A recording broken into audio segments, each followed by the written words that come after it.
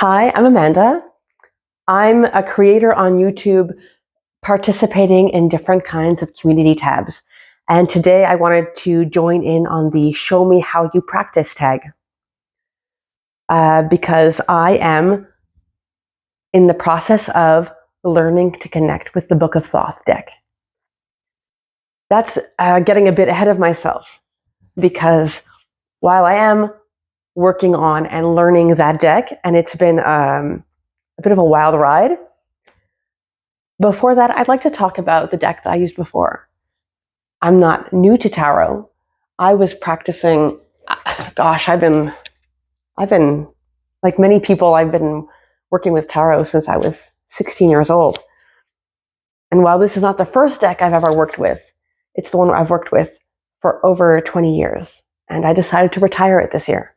This is the Morgan-Greer deck. And I wanted to start by honoring this deck for a bit before I move on, because there are things I miss about it and that have been an essential part of learning tarot. So why am I retiring a deck? I don't collect decks. So if people have many decks, they maybe never use one so much that they need to let it go. I've used this one a lot, and that means it's had some damage. I was really noticing it when my daughter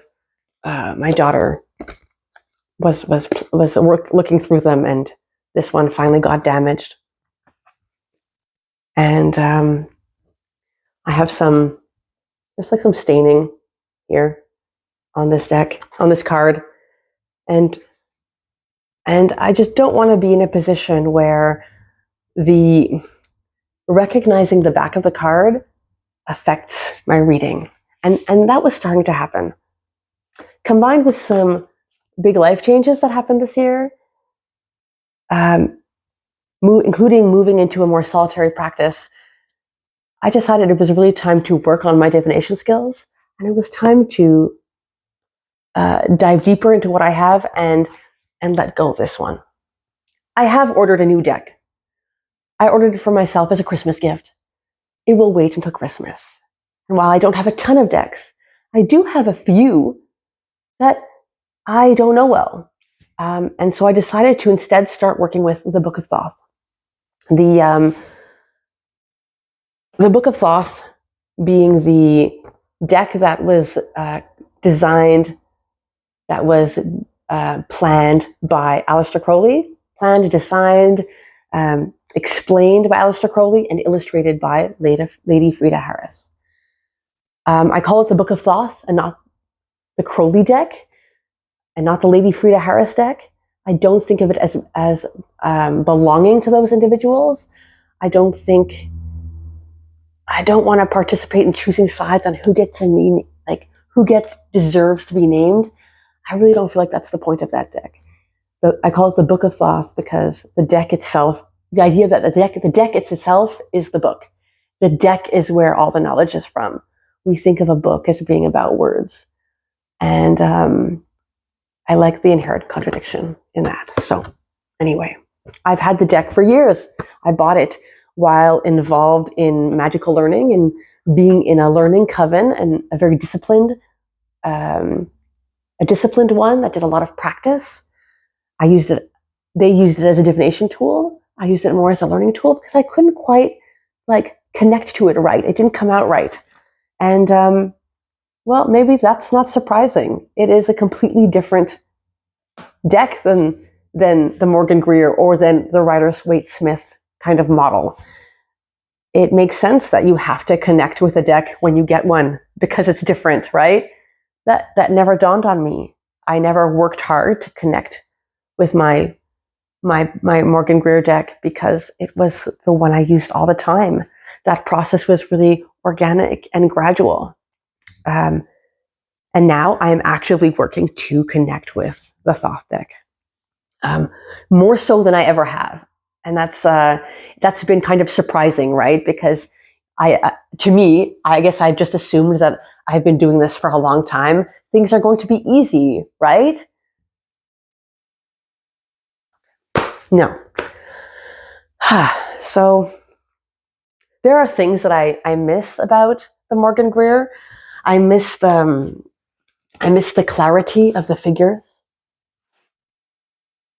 I miss the more realistic use of color. I miss the access to symbols that I have in my day-to-day life. I miss the familiarity of it. I miss the mystery of it because the Morgan-Greer has fewer symbols in it, fewer symbolic keys in the cards than the Rider-Waite-Smith even does. I didn't even realize that. I didn't even know that until I started really investigating the Rider-Waite-Smith more in undertaking a tarot pathworking project. Part of my process for that involved kind of copying the card and illustrating it myself and coloring it myself with my own color preferences, referring to the colored Rider-Waite-Smith decks, but really kind of going with my own thing, and then really realizing, oh wait, like they're different. They're really different in some cases, right? Here we go. Check that out. Really different. This card always kind of scared the shit out of me. Always, even after years reading in the dark, this comes up. Ooh, it had the shock factor in a way that others just don't. And naturally, I interpret it differently than I might this card. Because all decks are different. They're all different. And this is news to me, people. And I think I'm just going to be honest and upfront and vulnerable about that. I miss the borderless quality of the Morgan-Greer. It felt like you could contemplate a card like this and really expand your vision beyond the border, really fill out the rest of the scenery in contemplating and immersing myself in a card like this. I don't like the cards with borders.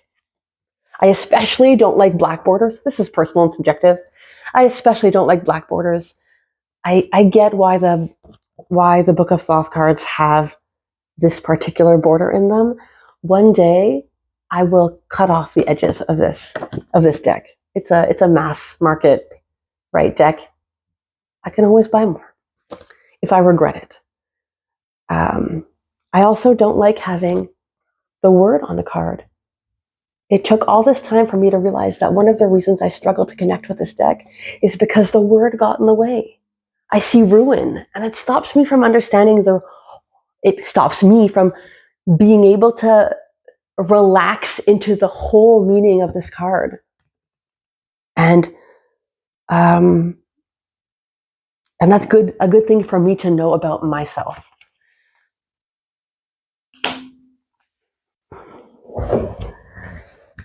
It's easy to be critical and critical first. So just because I'm being critical doesn't mean I don't like it, obviously. I have really started to love working with the Book of Thoth. Love. After so much time of doing kind of readings with it, feeling like I should be better at it and not getting it. I've heard people use the language of using the word direct, like it's really direct or blunt or upfront. I'm thinking of a particular friend who said that, but that also kind of matches the experience I've had with it. And that might be because of that, having that word there. I think that the Book of Thoth throws your preconceived notions or some of your habits of your ways of thinking back in your face to intentionally be a blockage about how you read it.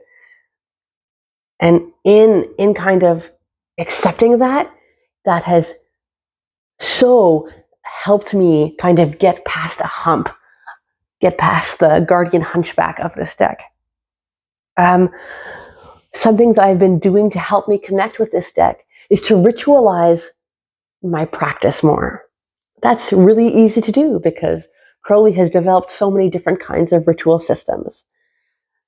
There are lots of more complex options. I could do a star ruby first.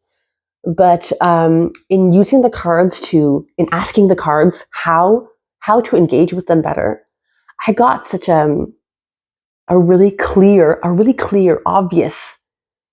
obvious answer with the cards. The instruction of inflame thyself with prayer. So obvious and so simple in its reading that I just had to laugh.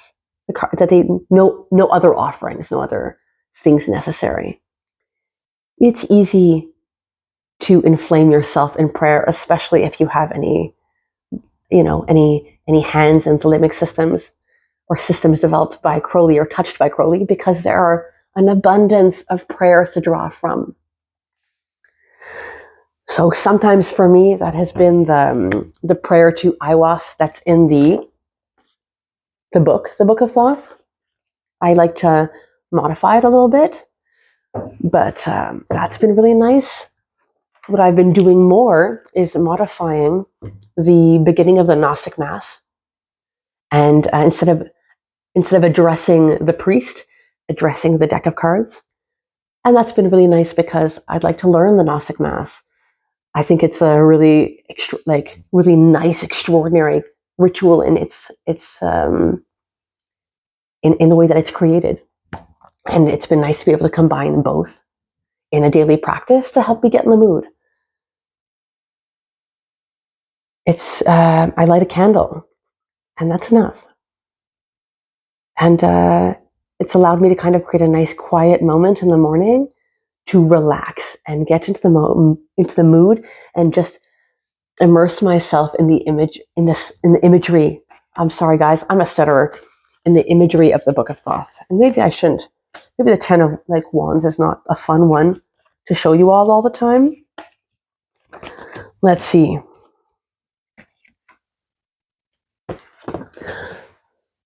Another way that I'm practicing differently with the Book of Thoth than I ever had with cards comes from an idea I had while reading the book that Crowley wrote to accompany it.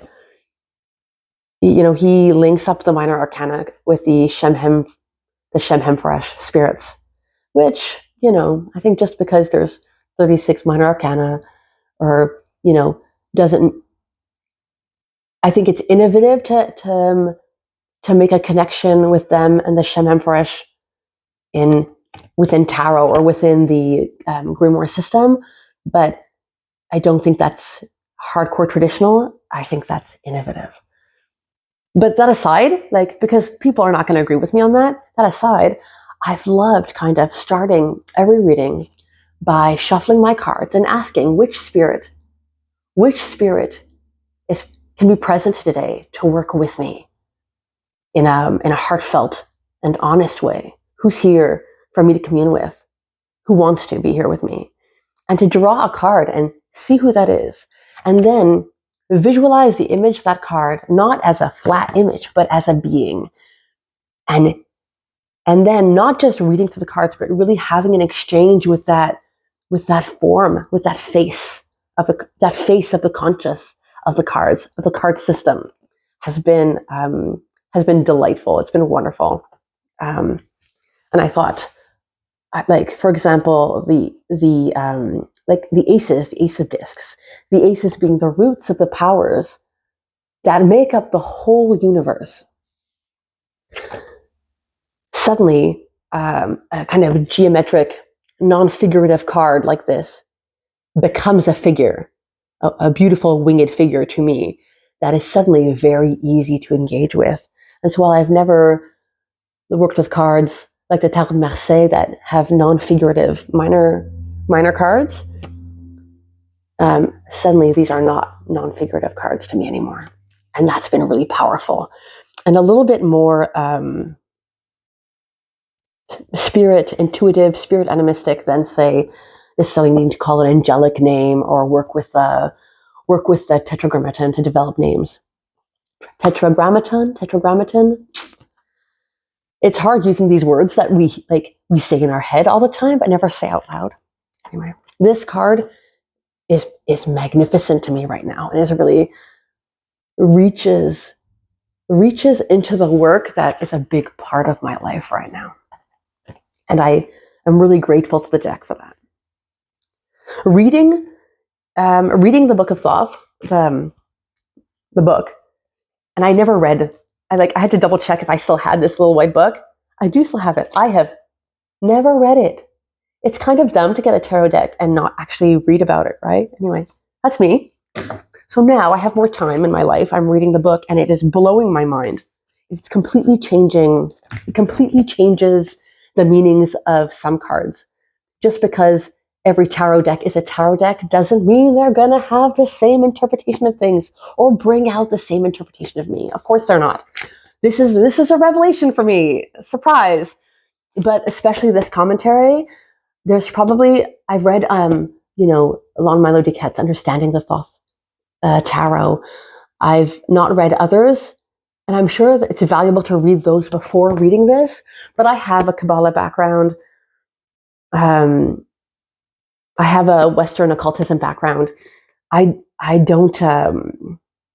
really enjoying kind of diving into this book and being surprised and seeing things I want to learn more about. And that's such a pleasure after so long being tired of basic or more introductory texts.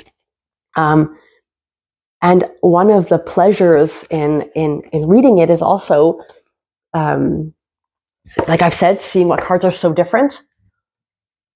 I'm jumping around, guys. This is who I am. Check out, for example, this Lover's card from the Morgan-Greer. This card is radically different than the Rider-Waite-Smith, okay? But this is a sexy card. Look at this. So you'll forgive me for, not needing time to like the Rider-Waite, to like, I don't need to like it, to adjust to the Rider-Waite-Smith. And to especially not necessarily dig the one designed by Crowley and Harris, okay? This was a big obstacle for me to work with the deck at all because it was too strange. And it was really amazing to read the Book of Thoth and finally see that conversation of the lovers, not as just with an alternative title of as the choice, but also the title of the brothers. And tapping into the idea of what I tend to refer to as, say, sacred twins, or that kind of mythological archetype where there are two beings or two siblings, and one of them dies and one remains. Let's say Remus and Romulus, Lilith and Eve, Cain and Abel. Some of these figures are in the card, and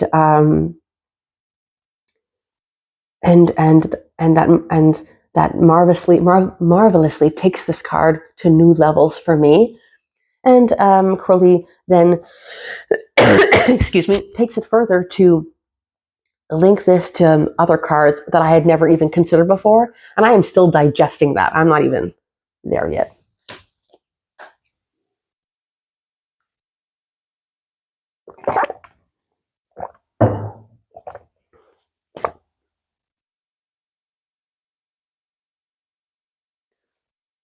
I'm looking at other cards to see what I could show you. I'm getting used to the minor arcana cards. Look at this one. I was talking about this with a friend recently. Sure. Oh, here. It's harder to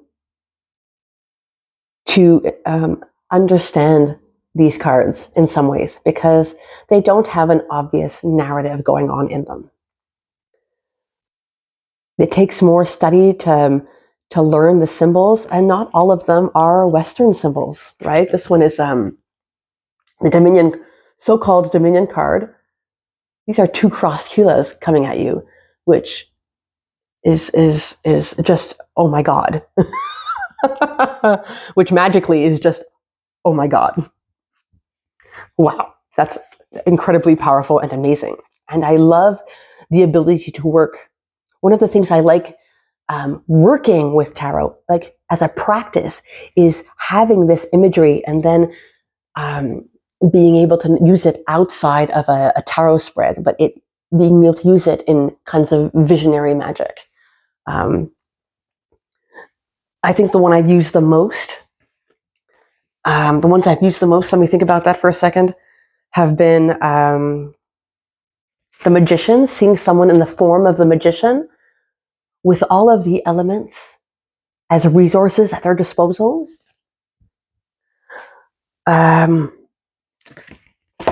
coven I learned in, my high priest, he liked to use the 8 of Wands a lot. Swiftness in magic. Seeing a spell and then transforming it into the form of the image on the card. To have that working, go and help someone and take care of a situation immediately. And I found that to be so effective.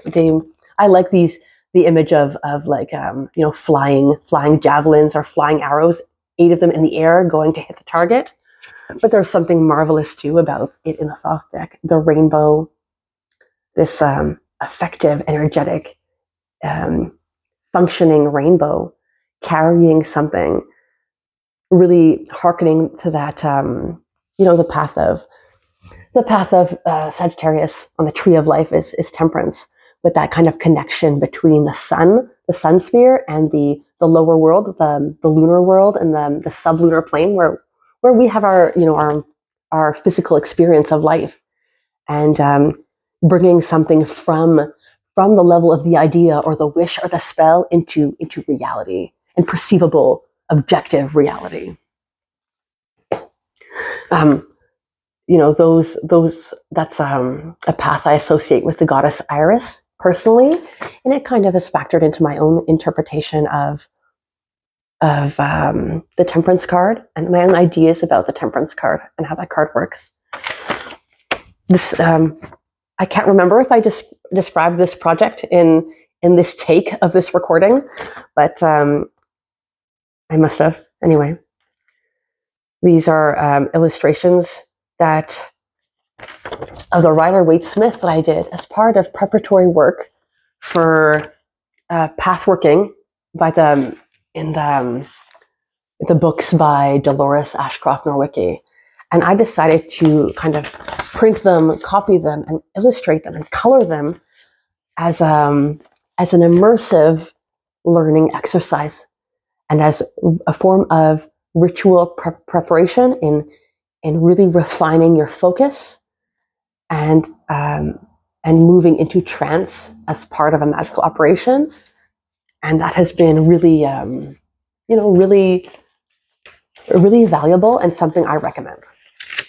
I can talk about that another time, but or not, because it's personal. But anyway, there's something about kind of, I guess it's hard to avoid examining different decks when you start getting into the meanings. And I think that in terms of something like pathworking or working with tarot cards in a visionary way, that it really starts to matter what deck you're using and where it takes you. And there is something to be like, yes, I can buy a book. There's many different kinds of pathworking systems that use tarot cards, and they provide a prescriptive experience. It's really interesting to work with a tarot card and have your own visionary experience. I'm not the only person who's going to talk about this, but it's something I encourage a person to do, because those are initiatory experiences that will really change your practice, not just your tarot practice, but your magic practice, your day-to-day life, because those things are like not separate. And there's something I find really evocative and freeing in the Book of Thoth because of that way it is radical. I showed the 4 of discs before. This elemental fortress, this palace that you reside in, the palace of your body that you reside in, that can be a prison or can be an amazing launching point from which to move beyond yourself. The same can be said for this pyramid that has its foundation resting upon the three gunas. Maybe that's the wrong way of putting that. Not the three gunas, sorry, and the three alchemical properties of salt and sulfur and mercury. Three foundational systems, three foundational properties, three foundational elements. The downside of working a syncretic system is it's too easy to like forget that they're not all the same thing. Those things that you're learning, they're not the same. They're not actually equal. They're different. So you're catching me in a humbling moment of that. Something I've been working with that I've been focusing more on and kind of loosening up a bit is the astrology in tarot cards. That's not unique to the Book of Thoth, right? The writer Waite-Smith also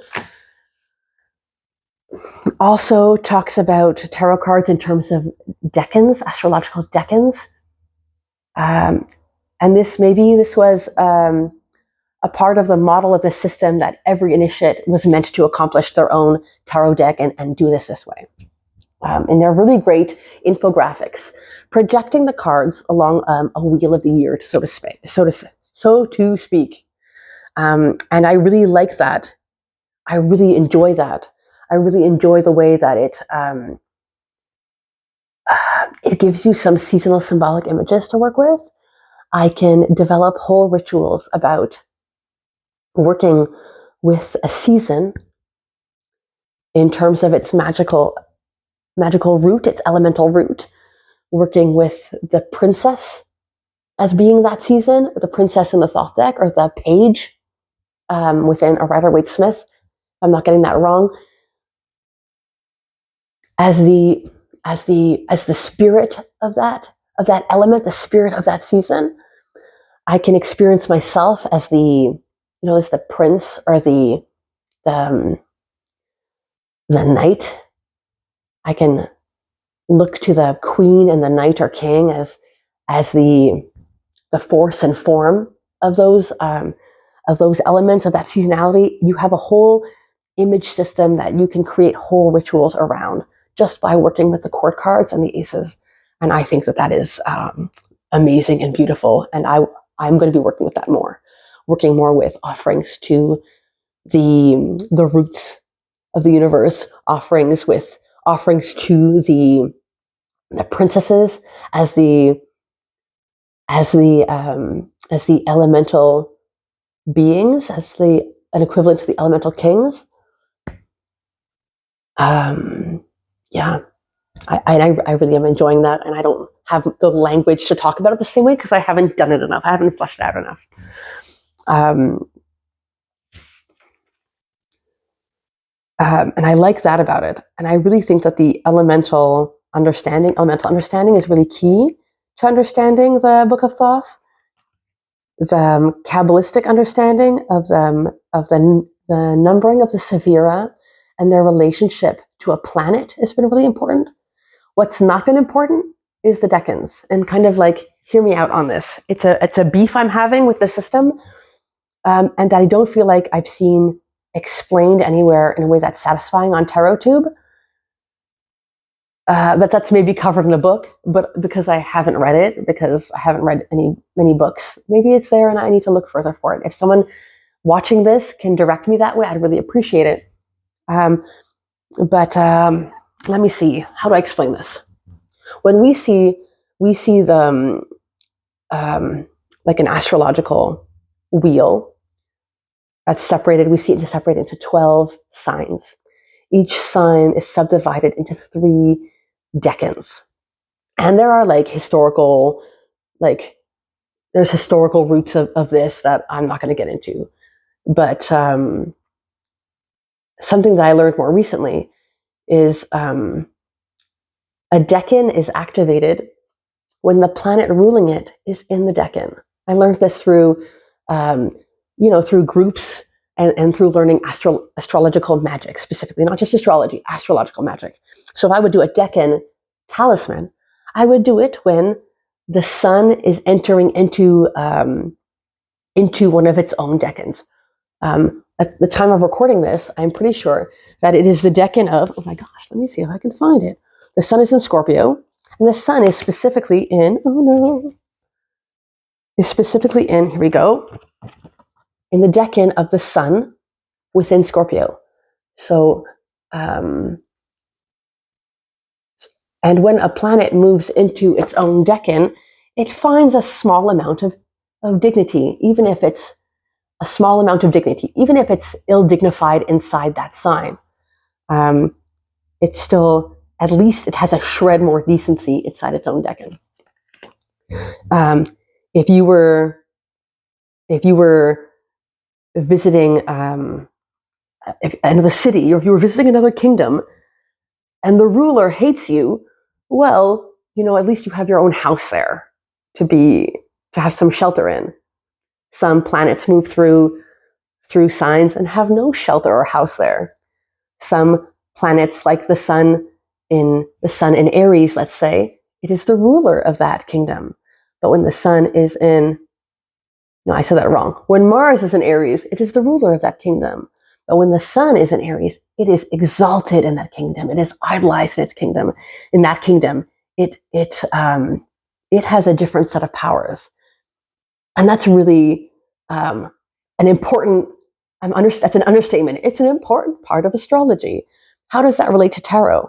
When we're talking about tarot, the way that tarot is taught or explained in books, when we talk about a card like this, the Six of Cups, the Lord of Pleasure, the Lord of Material Pleasure, I need to double check that. The Lord of Pleasure, it's written in books as Sun in Scorpio. And that's like not quite accurate, right? Because it's the sun because it's the sun decan of Scorpio. It is Scorpio 2, the second decan of Scorpio. When we're looking at those decans, how do they relate to the card?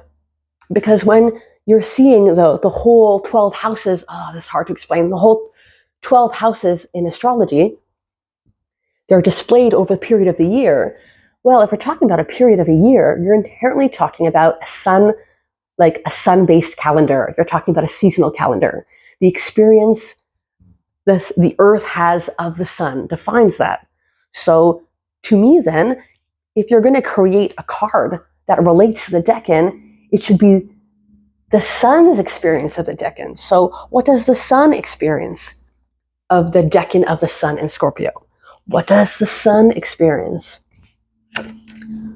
of the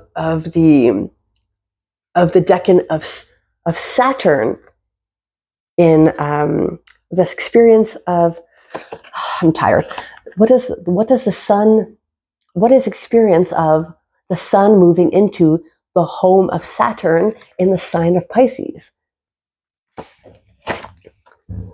The Five of Cups is titled Disappointment. It is the decan of Mars in the sign of Scorpio.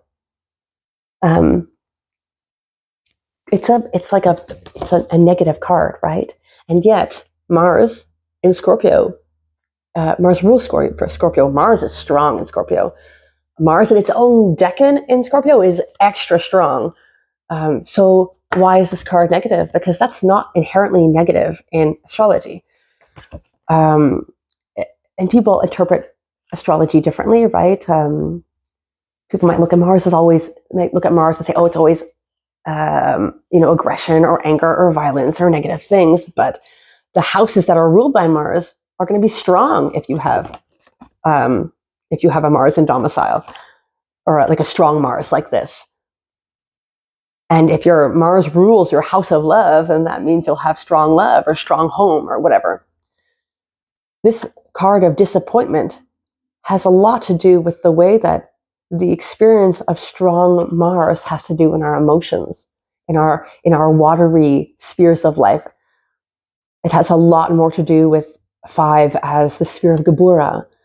It has a lot more to do with the element and the kind of Kabbalistic understanding than it does about the astrology. To me, I think there'd be a lot of ways to explore this card as a powerful force, and there are teachings in this card about working with disappointment and working with expectation better, and the value of having high standards and strong expectations. But maybe that's a magical conversation for a different time. And that's also like magical thinking, which is really different than astrological thinking. It might be really different than tarot thinking too, of the way those modalities teach you how to go about and find solutions. And it's been really interesting to kind of like abide between these different frameworks and see how and find space between them. So all that to say, to summarize, I wish people would stop describing the cards as, oh look, it says Mars in Scorpio. No, I don't agree with that. It's the sun's experience, the identity, the self's experience of being in the house of Mars in the kingdom of Scorpio. And yeah, that's it. I'm gonna stand on this hill. But I'm gonna stand on this hill and see who comes out of the word work to talk about it. And of course, within that critique, I find this really great kind of revelation about astrology and how I would go about astrology and working with decans in astrology and working about them magically. And I so appreciate that opportunity to learn then in these different disciplines I study and work in and bring them together, primarily as a magical practitioner and not as a tarot reader, right? And not as an astrologer. And that's been really nice. I really look forward to working more with these cards, learning new symbols and new systems that come with them. I didn't know before I started reading the Book of Thoth how much they're influenced by Crowley's experiences with the I Ching, the I Ching. Oh my God, I should have double checked that before I started recording this and being 40 minutes in. And these experiences Crowley had are recorded in his work, the Vision and the Voice. I did not realize how much the I Ching would be referenced in the book. Clearly, I need to learn more about that now. And darn, I guess I'm just going to have to buy Benabel Wen's book now because I have to learn. And I don't know, Benabel, if you've considered like a class. I haven't double checked a class for what people need to know about the I Ching. If they're going to practice with the Thoth Deck, right? But if someone's created that kind of a video or class, boy, would I like to know about it, because it will be really valuable. There's a lot of Eastern magical symbols in this deck as well. I don't think we talk a lot about appropriation in terms of yoga and in terms of Judaism in Western occultism. I think we also have to talk about that in terms of Eastern systems, in terms of, obviously, there's a lot of magical systems that come out of England, and England colonized India. I think it's important to talk about how a lot of Eastern Hindu and Buddhist systems came to the West through the Theosophical Society. And I'm really interested in Vajrayana's entry into the West via the Theosophical Society, and what books became popular and what ideas became accessible.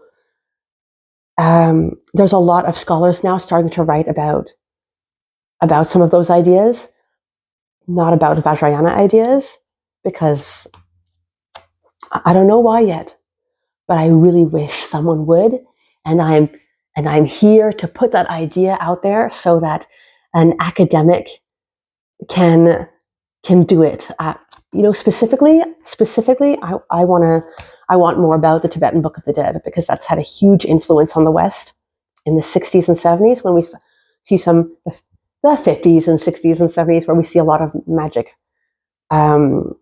magical currents to like become popular.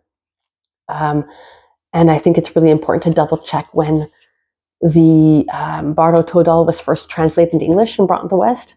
But boy, this is just my wish for someone to go there. Please. And yeah, these are all the ideas that have come to me as I start working with the Book of Thoth. Start working with a more kind of ritualized practice, as I work with a more kind of spirit-based approach with the cards, and a more visionary approach to the cards, leaping through them and letting images arise. That is something that I first got from the book Brida by Paolo Coelho, which is my like favorite occult novel. And thank you for the opportunity to put this out there in such a long video that I do not have the technical abilities to edit better. Yeah. Thank you for thank you to the person who created the tag. And I really hope that more people will continue to share their process and their practice. I hope for the opportunity to also share more with people, and I hope that people will be kind and constructive in their comments. And I really hope to meet more people like me too, with this process of, exposing myself on the internet. Take care.